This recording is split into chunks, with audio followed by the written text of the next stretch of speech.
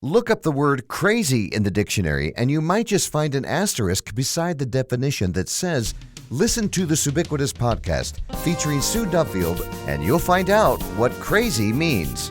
Sue's travelogue journey of unfiltered stories, impossible miracles, and faith-filled fun will be revisited right here. So buckle up and let's get going with this humorous travelogue of an unfiltered saint, Suebiquitous.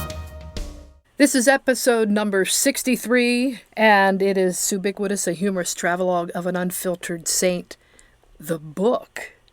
First time ever. Not an audiobook, but a podcast book. And for the next couple of weeks, I'm going to read from my book. Now, what is going to happen, I think, in the next several days is some commentary along the way and some highlights and some extra stories that I might throw into the book. But we're going to start right off. Here it is, Chapter 1 of Suebiquitous, a humorous travelogue of an unfiltered saint. Welcome. Chapter 1, Tsunami. I'm boarding Korean Airlines flight number 7890 in Atlanta, flying through Seoul en route to Malaysia. I plan the 14 hours out to read, write, eat, sleep, watch a few movies, and inhale the aroma of jasmine surrounding me. It's quite intoxicating and smellicious, like a combination of spices from the food ready to be served, maybe, or a combination of cleaning cloths and gardenia-scented soaps to be handed out to passengers for cleanup. Well, I'm not sure, but either way, the aroma is distinctly different, distinctly Korean, and so not like the Atlanta airport whiff or jetway fuel reek I've just stepped away from. I have 840 minutes to write in my journal. I have plans to write a book someday, and writing in my journal is the way I chip away toward the goal to somehow capture that nutty tsunami that is my experience.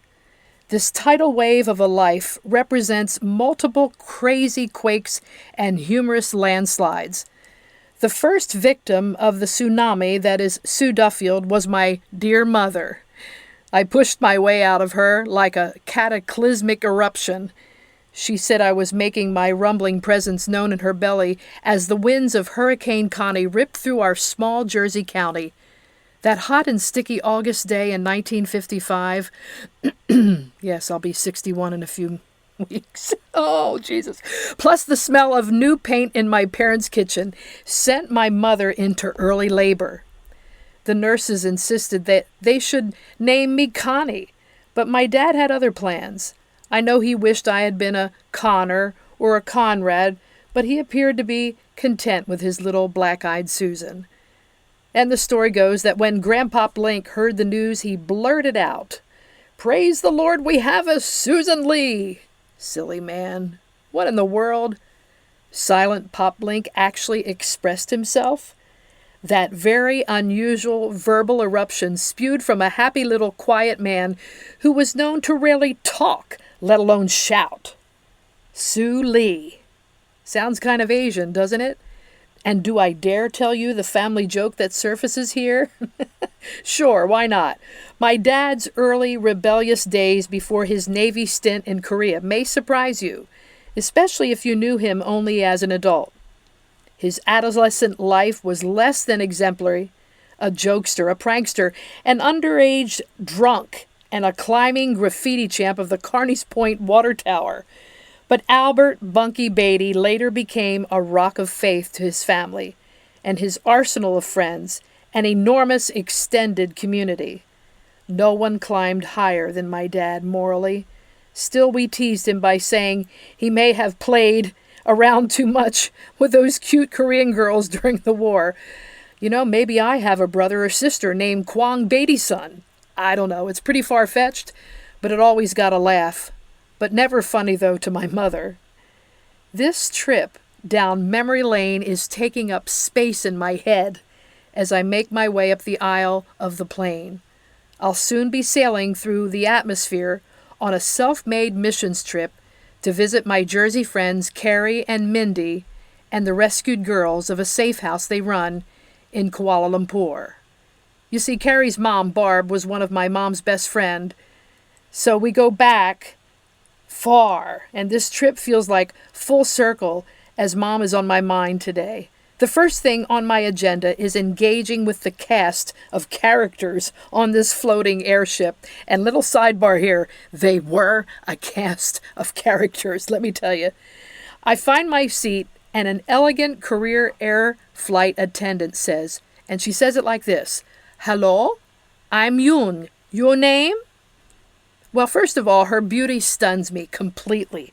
I can't help but stare and stutter. "Su Lee," I say, hoping to raise her perfect eyebrows. This woman is breathtaking, tall, slender, a sort of sultry hybrid of Audrey Hepburn and Jin Soo Kwon. You know Jin and Soon, the doomed couple on the old show called Lost? Well, I asked to snap a quick photo, and she poses like a picture from Life magazine, holding her hand like a fan to her face. Batting her eyes with a small smirk, she says, "You no look much like a Su Lee, but I go with it." I paused to think of something clever to say. Well, does it help that I love curry and all things Southeast Asian? I think I may have been Korean in my former life. Oh, brother, that was dumb. I know better than to say something stupid like that. Not only is my cultural filter broke, but I find out later that I puff up like a blowfish when I come anywhere near curry, and Malaysian curry at that. Yoon looks down at me and frowns. Well, it does help, but you need much more tiny body, more darker hair, and pale skin. You smell like donut. You too much Anne-Marie. I don't know what an Anne-Marie is, until my seatmate next to me says, "She's trying to say Anne Murray." I laughed to myself. I'm Anne Murray? Yeah, I'm a snowbird, all right. Snowbird, of course, was Anne's best top 40 hit in case you were born after a certain date in the last century. I totally deserve this. I crack up, I throw my head back and slap my knee, and I'm suddenly aware how my mannerism mirrors my mother. Definitely something my mother would do. Slap her knee, roll her eyes, and catapult her head back and forth in agreement with you, or when she thought you caught on to something. Eastern culture adores American music, and it matters not the genre or age, current or retro. Pop artists like Richard Carpenter and Christopher Cross, Donna Summer, and countless other musical icons continue to make serious money through music sales on foreign soil. And truth is, the Eastern Hemisphere appreciates all styles of American music. We're too fickle in the States with the current glitzy strand and direction of pop music. If it's old or dated, it's less desired. So Anne Murray is a big deal, and at that point, a little sidebar here, Anne Murray was a big compliment for me. And she's a big deal in Korea, and quite the fun thing to say to a white, plump American like myself. Yoon not only cracks me up, she's sharp. Her smarts are a match for my sass. We're already way past politically correct. The age difference, the donut smell remark, and my stereotype of Asians gets us off on the right and wrong foot at the same time. What we have here is the perfect climate for some rip-roaring fun on a long overseas flight. And you haven't even heard me sing yet, I say, all braggadocious, as I unload pens, journals, a Bible, and a Ziploc bag of wasabi peas from my backpack onto my lap. Oh, Yoon's voice rises and falls. You singer too? I bet you sing like Anne-Marie too, no? I said no. I much better. You'll make fun, Su Lee, she laughs. Yes, I hope to make you fun, Yen, Yearn, Yoon, whatever your name is. I might be in real trouble now. She gives me a playful smack on the back of my head, laughing and walking away. I close my eyes, lay my head back, and visualize myself on stage with Anne Murray. I'm the backup singer, Anne's the star, and I see Yoon running around the stage with a clipboard and a headset microphone shouting, this all wrong, Su Lee should be star. She make better music than Anne-Marie. She smell like a donut, but do not give her curry. Trying to get comfy in economy? It's like wedging my body into a Coleman cooler. I should have spent the extra $2,000 for business class. Yoon walks by.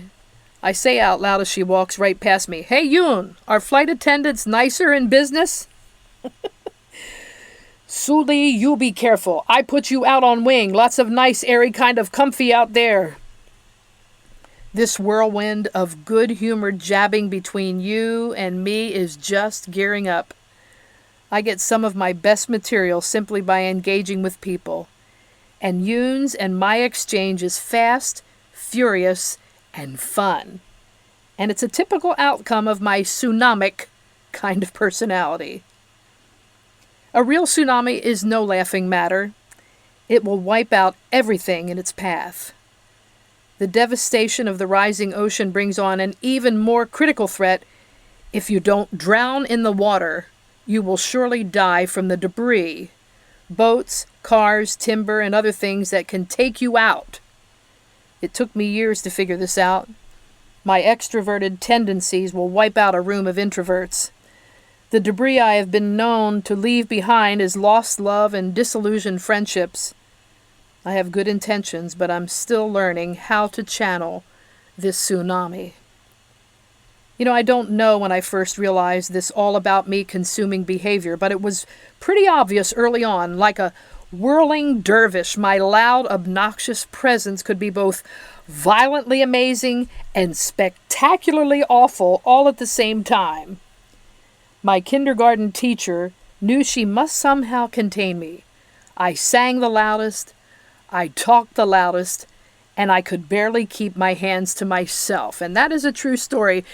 Let me just say to you, in the meantime, Miss Anderson and Miss Valek and my first grade and kindergarten teacher, this little sidebar here, they were very confident that one day God would use me somehow, some way.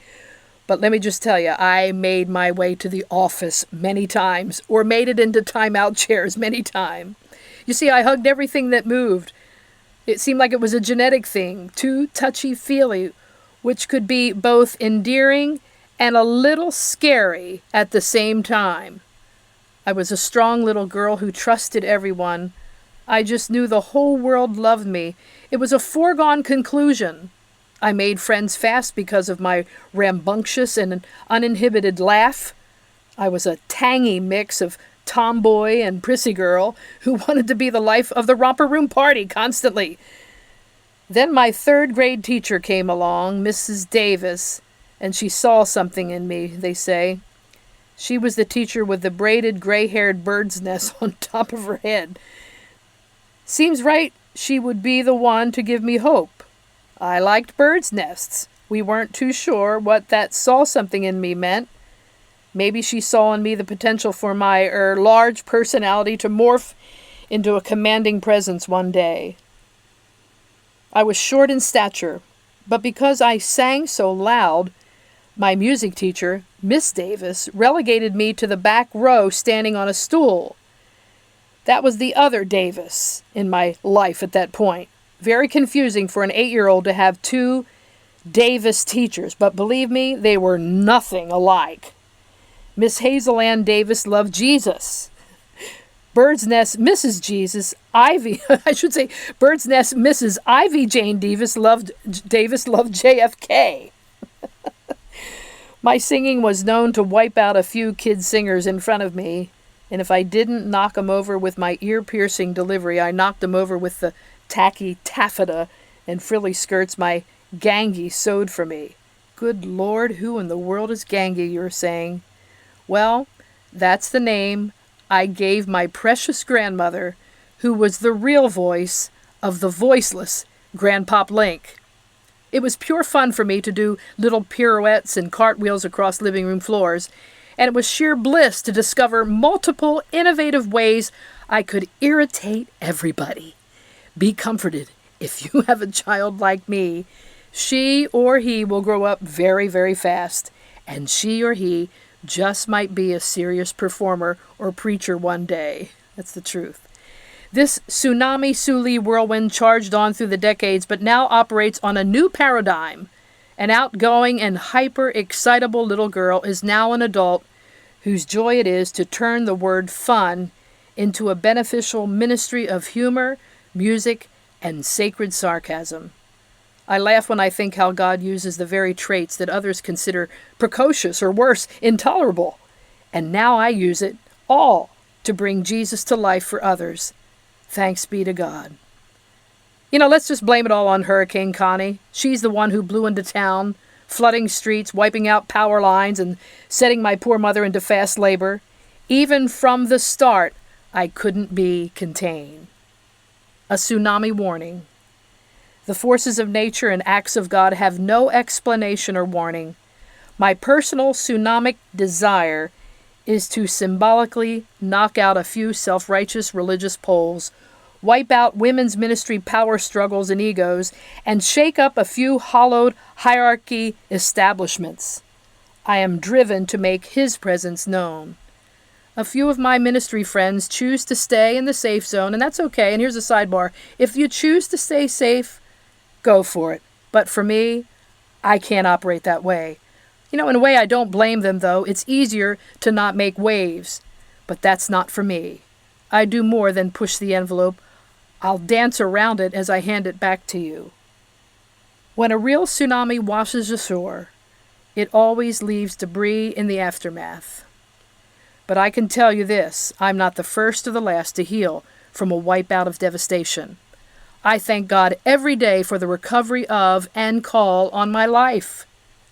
Reverend John Hammercheck, my former pastor, would often shake his head at my antics. He wasn't too keen about my healthy disrespect and lack of pulpit etiquette. Reverend John was the first to say, "Have Sue Duffield come to your church. She'll not only comfort the afflicted, she'll afflict the comfortable."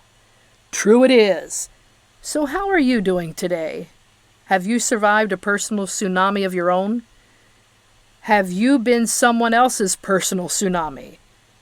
Have you raised any roofs lately? And what about the debris you left behind? Questions that might be best to avoid, right? Well, since this is my book, I want to help you out here. When you're thinking about the impact you want to make in the world, be diverse, be broad-minded, be out of the box, be extraneous, be supplemental, be an outlier, be beyond the norm, and especially be a living, breathing Jesus to a bored and spiritually dead world. Don't worry about labels. Don't waste your time looking to be card cataloged, promoted, or categorized like some level of hurricane intensity. Be shockingly you, making your own waves. Here's a tsunami prayer. God, take me and shake me down to my foundation. Help me know the difference between when you're opening and closing doors.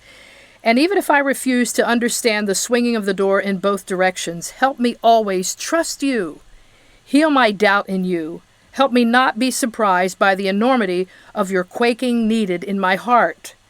And help me to hold on tightly to the grace you give, even when the waves surround me.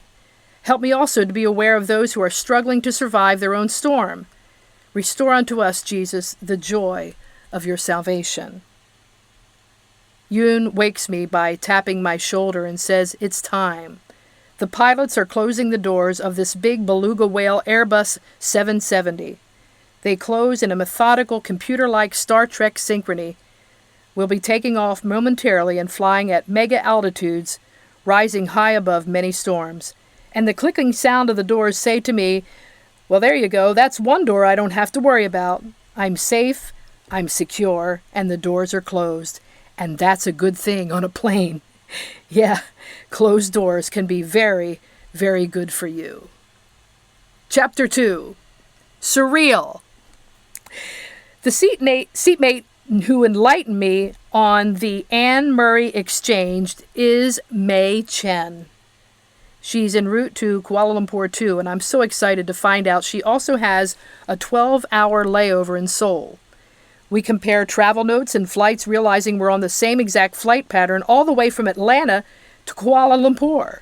This probably thrills me way more than it does May, but she shows signs she just might enjoy my peculiar, motherly company. She asks if I have any Band-Aids, aspirin, or dental floss, and I laugh to myself and think, what does she think I am, an American drugstore? And of course, I have every one of those items. May is a wide, smiling Malaysian who happens to be a student at a pharmaceutical school in Ohio. And I'm so impressed with her. She speaks Korean, Mandarin, and English. And by now she's figured out that the only additional language I speak is Lafanese. Her cute little teasing jabs point me to the medicinal benefits of getting off sugar. She's the diet police, eyeing the snacks and food fragments in my carry-on. So, May, what happens when Yoon and her sisterly flight attendants offer us those famous almond puff saccharinified Korean pastries? I hear they're rolled in powdered sugar. May, how healthy is that? You may take small bite. Leave rest on plate, May is chiding me as she adjusts her seatbelt. It quite acceptable. You no have to eat all. Doesn't sound like much fun to me, leaving delectables on a dish. In America, we wipe out our plates clean and maybe even use tongue to lick the plate, especially dessert. May frowns. You know, in America, too much medicine, too much sugar. You people just wipe off your plate. You wipe out your body. She does this quirky, cockeyed grin and goes back to reading the chapter on opiates in her big black pharmaceutical book. No wonder she's on this kick about drugs and sugar. We converse in agreement that the sweet stuff is bad for the body and it's unfortunately found in most processed foods. And May still lectures me while she reads. Too much sugar affect everything, Mrs. Sue. She has no idea how she is so right.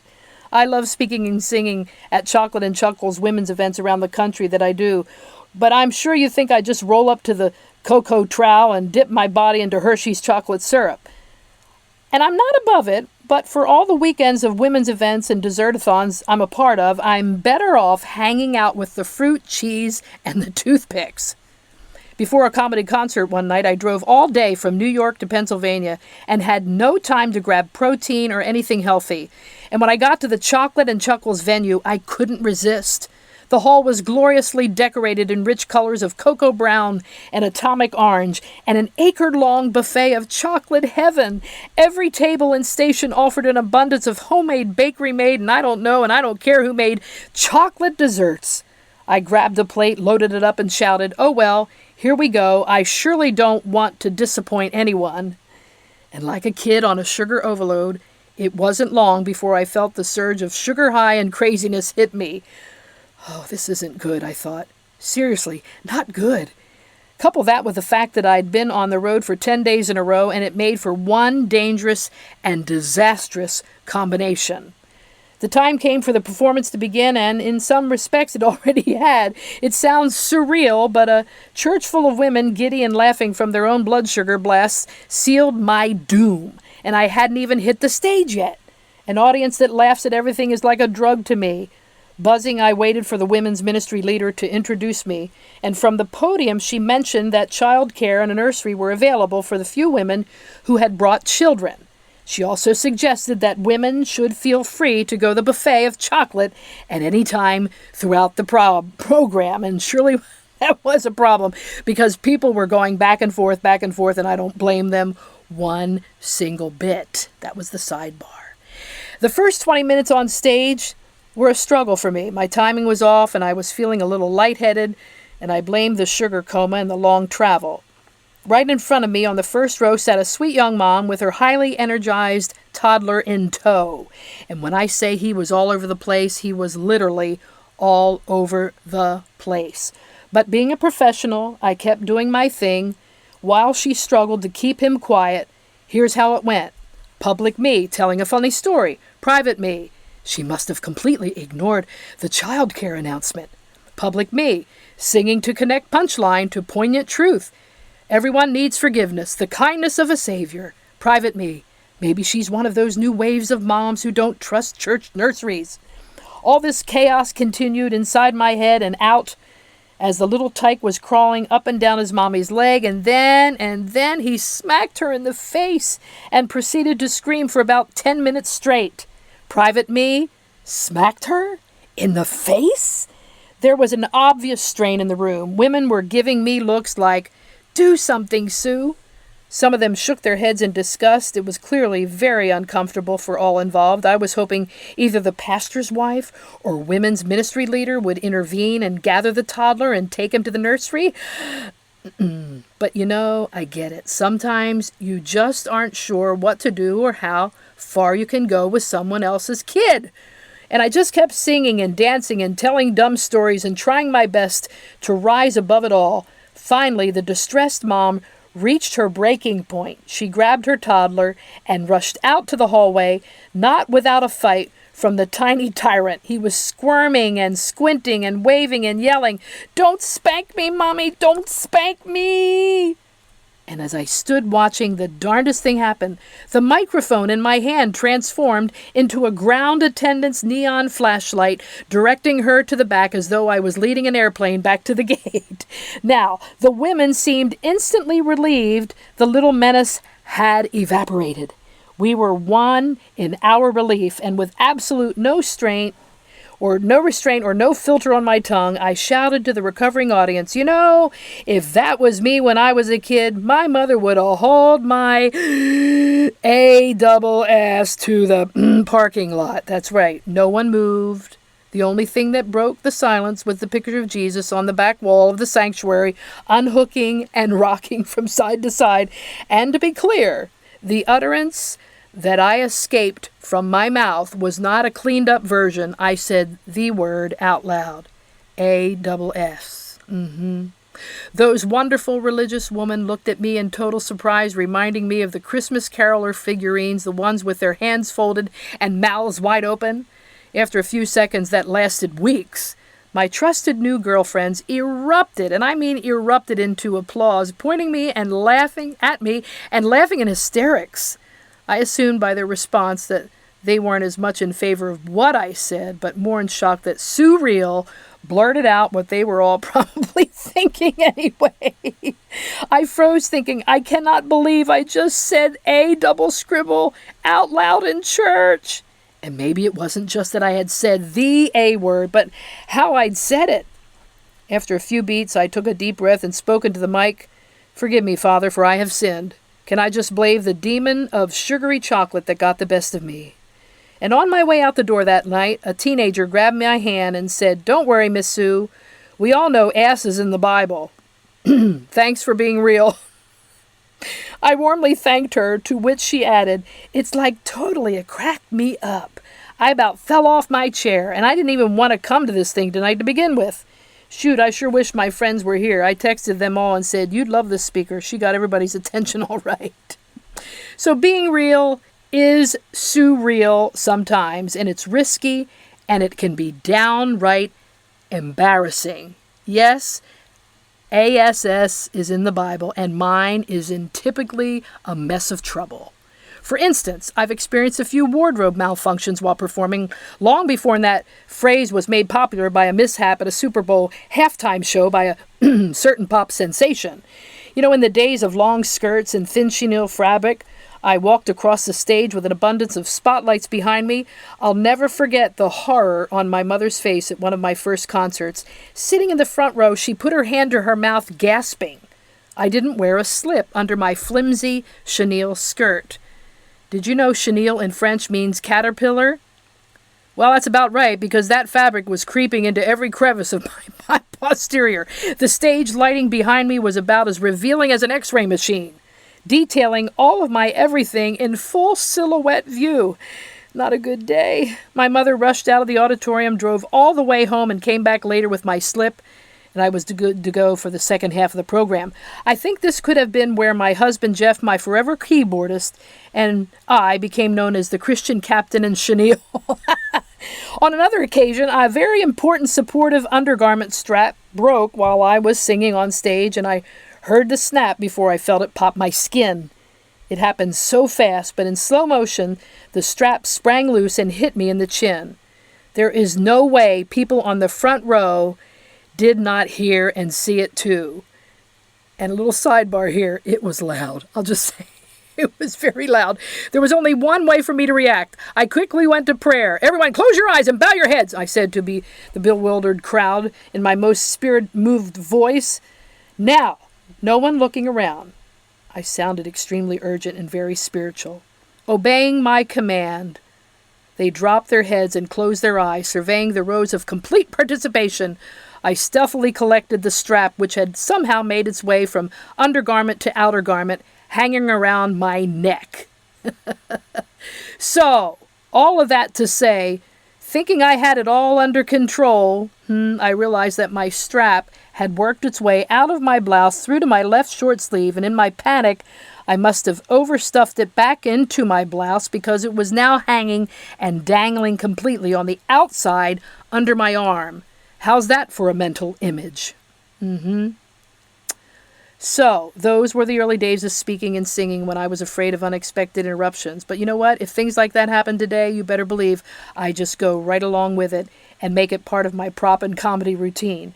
How it might go now. Oh, look, a wayward bra strap. Isn't that the way we are? We want to see what all the fun is and leave the safety of our proper place. I like to call this story the parable of the prodigal underwear. A reckless wayward strap, AWOL from its duty and security. Only this time, it's forcefully returned and put into its original place after the grab and reprimand of its owner, both joyfully and relieved and repentantly received.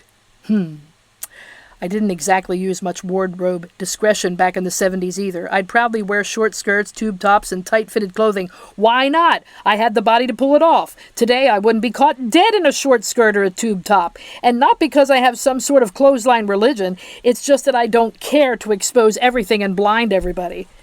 I arrived at a hotel one weekend, realizing as I was unpacking that I had forgotten the most essential supportive undergarment, my good Sunday bra. All women have that one faithful truss, the one we just know always works, and I had packed one of those flattening camisoles, but that would never work getting dressed up for Sunday, and of course, my hotel was conveniently located in the middle of nowhere. I had two choices, Walmart or dollar store.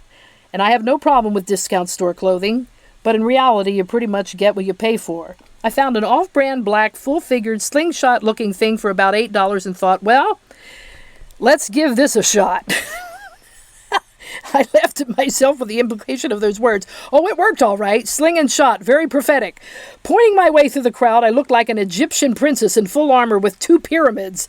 I kept thinking of songs I would not sing that day, like Love Lift Us Up Where We Belong or Love Lifted Me, and I feared poking an eye out if I bent down to pray for someone. I also reminded myself not to say the word point at any point in my message. No references to point of grace, no PowerPoint either, and no hugs. We wouldn't want any full frontal injuries. And let's talk shoes for a minute. I'm a huge fan of naturalizer shoes. It's not unlike me to buy several versions and heights of high heels. I own 2 pairs of navy blue naturalizer pumps, one medium high heel and the other low heel.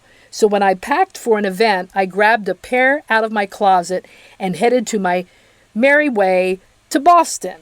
And I don't generally put on high heels until I actually get on the stage. So I bring an extra bag just for that purpose. I wear my casual shoes to church, then change into my heels right before I go on the platform. At this Boston event, I slipped into my heels just off stage as usual. After being introduced, I began to walk across the stage with a noticeable limp. I looked down and found on my left foot a navy blue low heel pump and on my right foot a navy blue high heel pump. By the time I got to the microphone, the crowd was on to me. It was absolutely obvious to them what was going on. The first words out of my mouth as I pointed down to my feet were, and here's the crazy part, I have a pair just like this at home.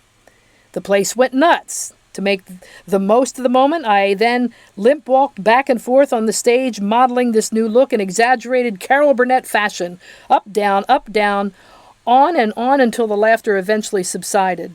My wardrobe, oops, made me my own warm-up act.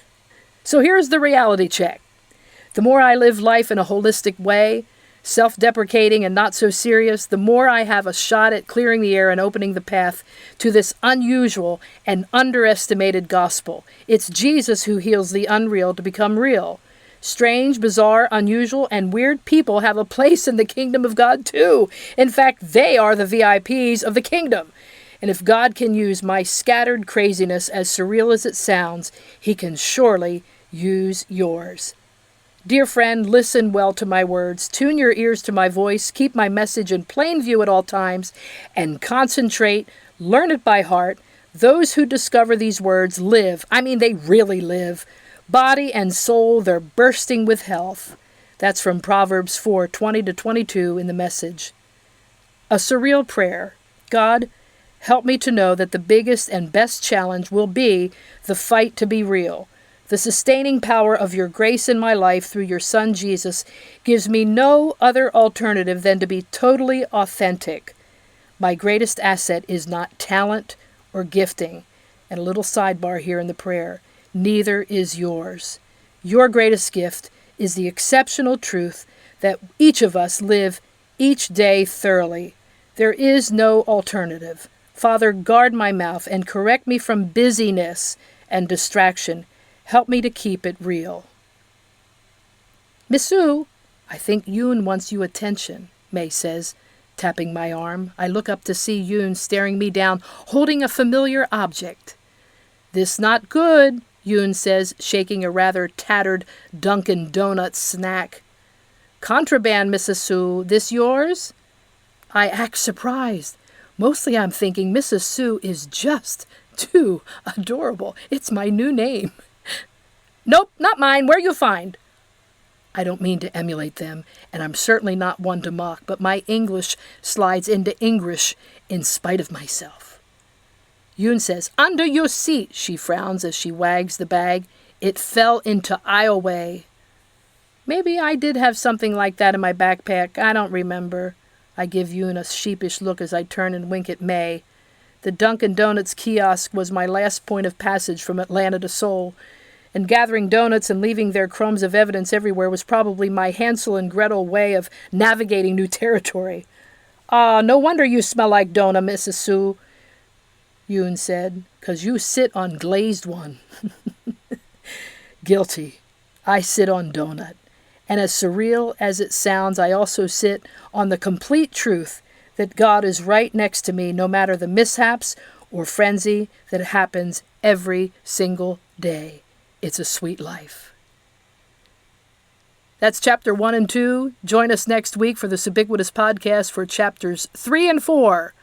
For a great summer read this year, I'm reading it to you with a little bit of sidebar information and a little extras as we go away. Thanks for tuning in to the Suebiquitous podcast. Get on SueDuffield.com. All of the information that we have about where we're going to be, and we are starting some concerts on the outside. We are doing some recording, and there's new information coming out in the next couple of weeks about a new project that we'll be releasing soon. We love you so much. Thanks for tuning in. We'll see you next week.